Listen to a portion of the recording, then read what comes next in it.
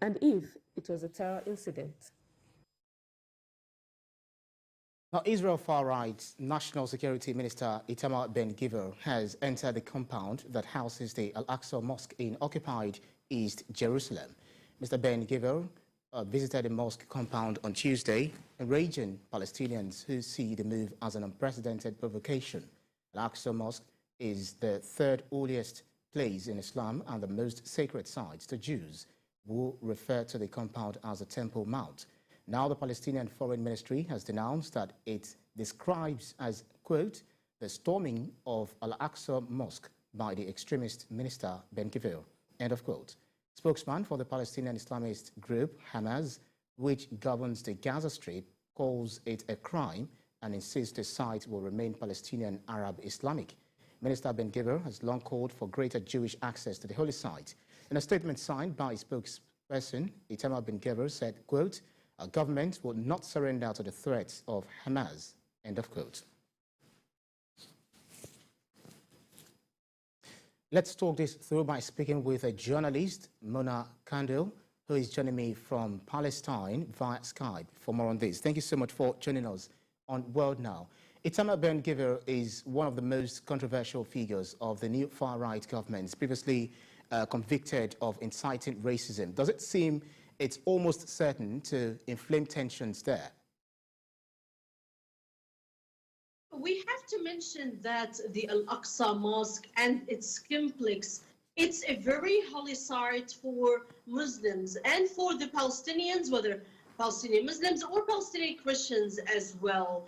And the raids and storming the Al-Aqsa Mosque complex have continuously been a reason to flare up the situation and to lead to confrontations between the Palestinians and the Israeli soldiers and the Israeli Jewish settlers as well. What happened early on Tuesday that far-right National Security Minister Itamar Ben-Gvir stormed the Al-Aqsa Mosque complex with a number of settlers, of course, backed by Israeli soldiers and police officers. This move first provocative for the Palestinians, and he is also challenging the different Palestinian factions, including, as he said, the Palestinian Authority, the Palestinian resistance movement.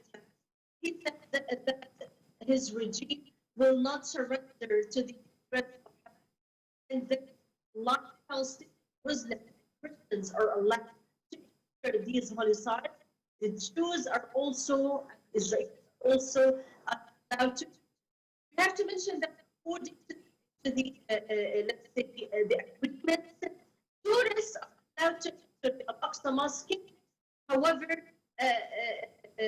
the Jewish Israelis are not allowed to hold rituals and religious, let's say, rituals inside it and desecrate this Muslim holy site.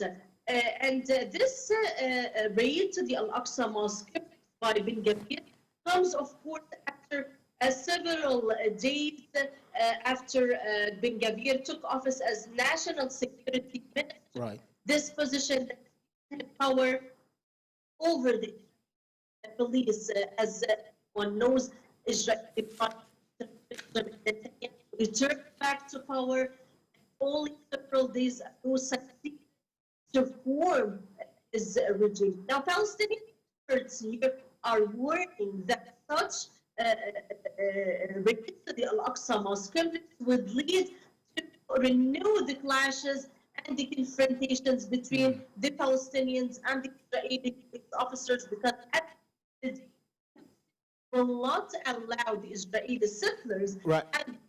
Mona, we seem to be having a bit of a network glitch, but then I want to really understand what you said at the point, because in 1967, after Israel's annexation of East Jerusalem, a law passed forbidding Jewish worship in compound, but there was no indication that Itamar Ben-Gvir actually prayed after his entrance. How do you think the Palestinians might respond to this?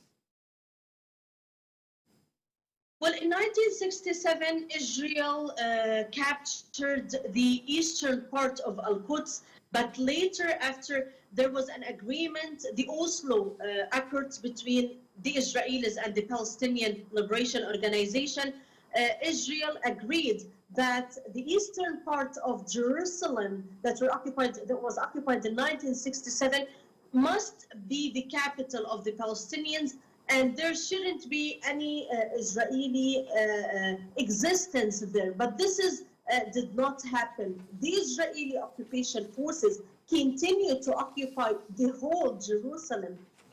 People who are living in the occupied West Bank are not allowed to enter Al-Quds, Jerusalem, and to pray in the Al-Aqsa Mosque without getting Israeli-issued permits. And this is very difficult for the Palestinians to obtain. The Palestinian men under the age of 45 living in the occupied West Bank do not get Israeli-issued permits to enter Jerusalem or to pray at the Al-Aqsa Mosque. So we are seeing the Israeli regime trying to impose more facts on ground, trying to bring the settlers to freely move and enter the Al-Aqsa Mosque. At the same time, Palestinians who are the real owners of the land, and that they see the Al-Aqsa Mosque, it's their Muslim holy site, they are not allowed to enter and to pray in the Al-Aqsa Mosque. Right. So we've actually seen step up in tensions in 2022 as the most violent year in talk about 2022 within the occupied West Bank for the Palestinians. At least we know that we saw more than 200 Palestinians killed within the tensions with the Israeli forces. What are your worries about what 2023 might hold for the Palestinians?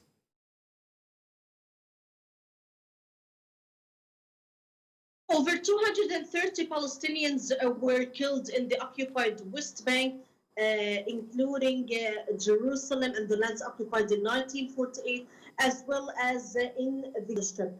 And with this in Nablus, another Palestinian was killed early today in the occupied West Bank, and the Israelis continue to raid Palestinian areas on a daily basis, arrest people under, let's say, numerous justifications and unjustified reasons. Palestinians are not allowed to take part in any anti-Israel activities, even if these are peaceful demonstrations. Homes of Palestinians are being destroyed for several reasons. Palestinians who carry out anti-Israel operations, their family homes would be destroyed and demolished, and Palestinians who do not get Israeli-issued permits to build their homes in some areas, of course, the Israeli regime wait until those Palestinians finish building their homes and then they demolish them. So, of course, 2023 will not be this, let's say, another peaceful or easy year for them, because with the start of 2023, 3 Palestinians had been killed, a number of Palestinians' homes were destroyed, and of course, up till the day, dozens of Palestinian youths, elderly and children had been arrested by the Israeli forces. Well, we actually know that Jordan and the United Arab Emirates have actually condemned what they called Ben Gvir's storming of Al-Aqsa Mosque. Even Saudi Arabia have actually also condemned the Israeli minister. We'll see how the international communities will be reacting to this provocative act. Journalist Mona Kandil from Palestine, thank you so much for joining us on World Now with that keenness of insight. Thank you.